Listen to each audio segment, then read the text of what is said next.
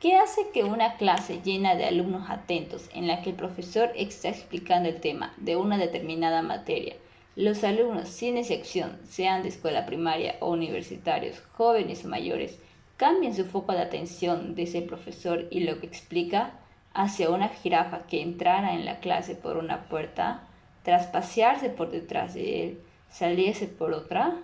¿Qué despierta la jirafa que no tenga el profesor? Despierta simplemente curiosidad, uno de los ingredientes básicos de la emoción. La curiosidad, lo que es diferente y sobresale en el entorno, enciende la emoción y con ella, con la emoción, se abren las ventanas de la atención, foco necesario para la creación de conocimiento. El mamífero y el ser humano es un mamífero, es un animal curioso por naturaleza. Siempre está explorando e inspeccionando todo, y en esa inspección tantas veces azarosa descubre cosas nuevas, diferentes a lo cotidiano, bien sea al separar las ramas de un arbusto y descubrir a lo lejos un depredador o encontrar un nuevo árbol con frutas maduras. De hecho, la curiosidad ha sido definida como un deseo que lleva a conocer cosas nuevas. Con la curiosidad, el animal o el mismo ser humano adelantan sucesos posibles, conocen lo que puede suceder antes de que ocurra. El cerebro emocional posee neuronas y circuitos que se activan cuando ese algo diferente asoma en el entorno, es decir, neuronas que responden al placer o el dolor que significa el estímulo sobresaliente visto. En definitiva, la curiosidad, permítame decirlo una vez más, es el mecanismo cerebral capaz de detectar lo diferente en la monotonía diaria del entorno y con ello se presta atención a aquello que sobresale. Y si lo que sobresale es de significado para la supervivencia, se aprende y memoriza. Hoy comenzamos a saber que nadie puede aprender nada, y menos de una manera abstracta, a menos que aquello que se vaya a aprender le motive, le diga algo, posea algún significado que encienda su curiosidad. Para aprender se requiere ese estímulo inicial que resulte interesante y nuevo, y es entonces, como acabamos de señalar, cuando se enciende la atención de un modo poderoso. Precisamente el juego es en los primeros años la conducta que desarrolla el niño para aprender con el estímulo de la curiosidad. Jugar es un medio, una excusa a través de la cual se aprende por cada percepción, seguida de un acto motor. Es siempre nueva, sobresale del anterior y refuerza así la curiosidad. El juego es un invento poderoso de la naturaleza. Solo hay que ver a dos niños jugando, o para el caso dos chimpancés o simplemente unos monos o unos leones y comprobar el ensimismamiento en la tarea. El instrumento del juego, combinación de curiosidad y placer, es el arma más poderosa de aprendizaje y todos los maestros y educadores, particularmente de la escuela primaria, pero también profesores de secundaria, incluso profesores de más altos niveles de docencia, buscan encontrar la fórmula docente que les permita encender, captar la curiosidad de los alumnos en la base o clase, y esto es importante, ya que los maestros están deseosos de que se les provea de instrumentos capaces de hacer curiosas sus enseñanzas. Y si es posible durante todo el tiempo que dura esta. ¿En qué medida la neurociencia podría descubrir esta forma curiosa de aprender en la estructura de los propios colegios? Lo cierto es que en el ser humano la curiosidad, ese deseo de conocer cosas nuevas, es el que lleva a la búsqueda de conocimiento, no solo en general, sino en el contexto que estamos tratando aquí. Es decir, el que se adquiere en el colegio, las universidades o la investigación científica. Precisamente fue el padre de la neurociencia actual, el profesor Charles Sherrington, quien reconoció en la investigación científica el máximo de la curiosidad, a la que él llamó la curiosidad sagrada. En cualquier caso, estudios recientes muestran que la adquisición de conocimientos, el llegar a conocer aquello que se busca con el estudio y el aprendizaje, comparte sustratos neuronales que aquellas otras conductas que empujan a la búsqueda del agua o el alimento o la sexualidad, es decir, lo endoquímicamente placentero. De ello se conduce que la curiosidad que se satisface a través del aprendizaje tiene como base cerebral el placer, lo que a su vez refuerza la idea de que la búsqueda de conocimiento y la toma de decisiones conducentes a obtener ese conocimiento es biológicamente placentero. Placer que no es simple placer mental, sino que comparte los mismos circuitos y sustratos neuronales que los otros placeres biológicos. Así pues, los circuitos cerebrales que se activan ante ciertos estímulos que encienden la curiosidad son aquellos que anticipan y adelantan la recompensa, o si se quiere el placer, y por tanto residen en la asistencia límbico o emocional, e incluyen estructuras como la corteza prefrontal, el núcleo accumbens, la amígdala, el hipocampo, el septum, la corteza entorrinal, el hipotálamo y otras áreas en el tronco del encéfalo.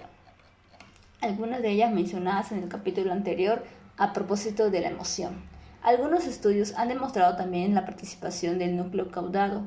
Tiene especial interés un estudio utilizando resonancia magnética funcional en el que se ha visto que los individuos que muestran curiosidad ante estímulos o informaciones nuevas o relevantes activan el mecanismo tiempo que las áreas de la recompensa y el placer, los sustratos neuronales del aprendizaje, corteza prefrontal, y la memoria explícita, hipocampo, lo que refuerza la idea del papel positivo de la curiosidad en los procesos de aprendizaje y memoria. Desde hace relativamente poco se habla de varios tipos de curiosidad.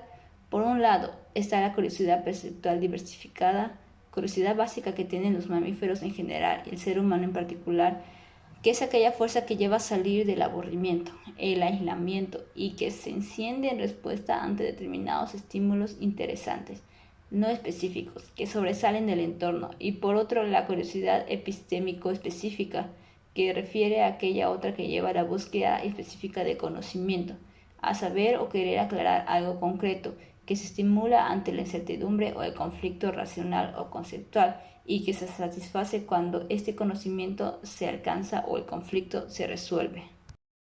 En otras palabras, la curiosidad específica sería aquella asociada a la búsqueda de una información en el contexto del estudio o de una labor académica, o la consecuencia en los procesos de descubrimientos científicos. En el estudio reciente se ha resaltado la importancia de fomentar en los primeros años de los niños en el colegio curiosidad primitiva, primigenia, básica, que muestra expectación por lo nuevo y diferente, como un primer mecanismo útil que lleva a aprender y memorizar mejor, y también para seguir después, y luego repercutir o enlazar con esa otra curiosidad más específica, la que refiere al estudio, el conocimiento abstracto. Como cualquier maestro sabe, no todos los niños son igual de curiosos.